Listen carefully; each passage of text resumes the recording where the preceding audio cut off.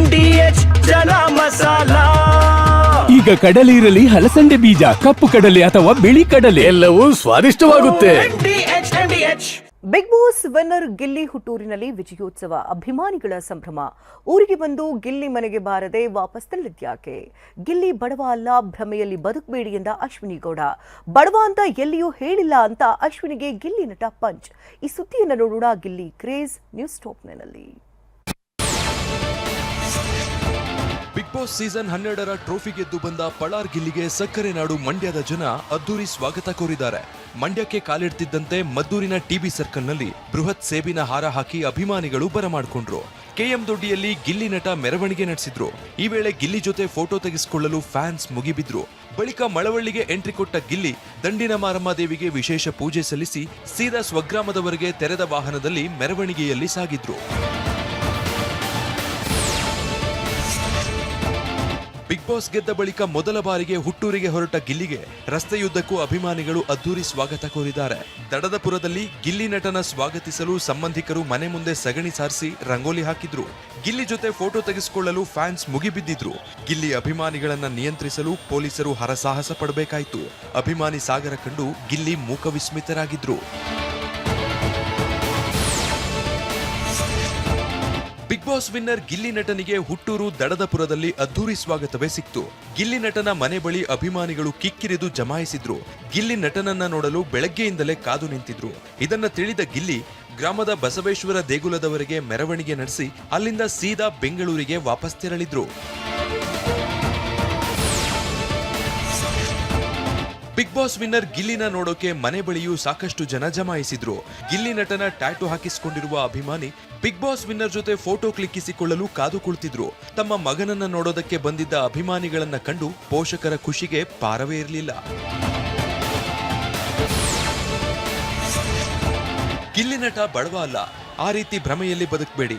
ಬಡವರ ಮಕ್ಕಳು ಅನ್ನೋದು ಬೇರೆ, ಬಡವರ ಮಕ್ಕಳು ಅನ್ನೋ ಹಾಗೆ ಜೀವಿಸೋದು ಬೇರೆ ಅಂತ ಬಿಗ್ ಬಾಸ್ ನ 2ನೇ ರನ್ನರ್ ಅಪ್ ಅಶ್ವಿನಿ ಗೌಡ ಹೇಳಿದ್ದಾರೆ. ಅಲ್ಲದೆ ನಿಜವಾಗ್ಲೂ ಬಡವರ ಮಕ್ಕಳಿಗೆ ನೀವು ಆ ಕಪ್ ಕೊಟ್ಟಿದ್ದೀರಾ ಅಂತ ಪ್ರಶ್ನಿಸಿದ್ದಾರೆ.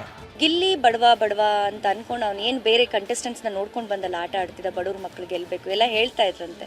ಸೊ ಹೀಗಾಗಿ ಗಿಲ್ಲಿ ಬಡವ ಅಲ್ಲ.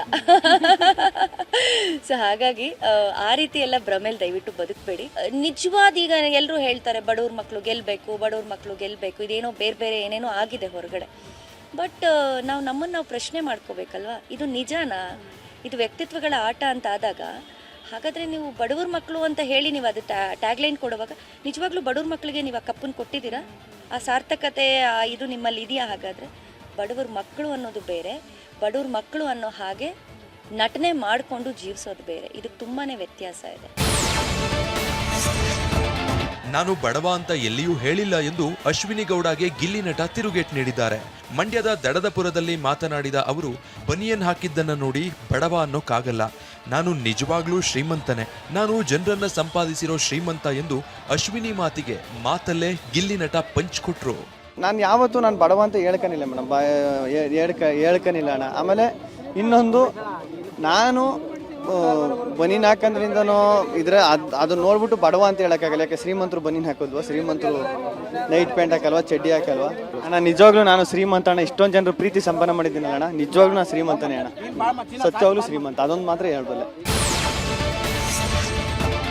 ಗಿಲ್ಲಿ ಗೆದ್ದಿದ್ದಾನೆ ಅಷ್ಟೇ, ಅವನು ಯಾವ ಗೆಟಪ್ ಆದ್ರೂ ಹಾಕೊಳ್ಳಿ ಬಿಡಿ ಎಂದು ಬಿಗ್ ಬಾಸ್ ಸ್ಪರ್ಧಿ ಧನುಷ್ ಹೇಳಿದ್ದಾರೆ.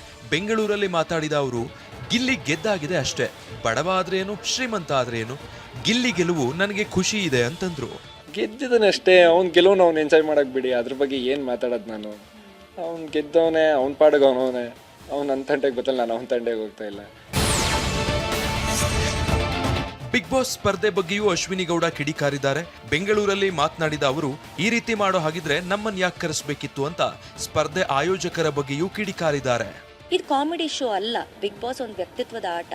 ಇನ್ನೊಬ್ಬರನ್ನ ನೀವು ಕೆಳಗಿಟ್ಟು, ಇನ್ನೊಬ್ಬರ ವ್ಯಕ್ತಿತ್ವವನ್ನು ನೀವು ಕೆಳಗಿಟ್ಟು ಕಪ್ನ ಒಬ್ಬರ ಕೈಗೆ ಕೊಡ್ತೀರಾ ಅಂದರೆ ಒಂದು ಟಾಸ್ಕ್ ಆಡಿರೋದಿಲ್ಲ, ಒಂದು ಏನೂ ಆಡಿರೋದಿಲ್ಲ, ಮನೇಲಿ ಎಲ್ಲೂ ಅವರ ಒಂದು ವ್ಯಕ್ತಿತ್ವದ ಪ್ರದರ್ಶನ ಇರೋದಿಲ್ಲ, ಬರೀ ಕೆಳಗಿಟ್ಟು ಮಾತಾಡೋದು ಇಷ್ಟೇ. ಬಿಗ್ ಬಾಸ್ ಹಾಗಾದ್ರೆ ಒಂದು ಕಾಮಿಡಿ ಶೋನ ಅಲ್ಲ. ಹಾಗಾದ್ರೆ ನಮ್ಮನ್ನೆಲ್ಲ ಯಾಕೆ ಕರಿತೀರಿ? ವಾಹ್, ಯಾಕೆ ಈಗ ಬಂತ ಸ್ವಾದ? ಖಂಡಿತ ಈಗ ಬಂತು ಅಸಲಿ ಸ್ವಾದ. MDH chunky chaat masala life ಅಲ್ಲಿ ಅಸಲಿ ಸ್ವಾದ ತರುತ್ತೆ. ಅಸಲಿ ಮಸಾಲ, ಎಸ್ ಎಸ್ MDH.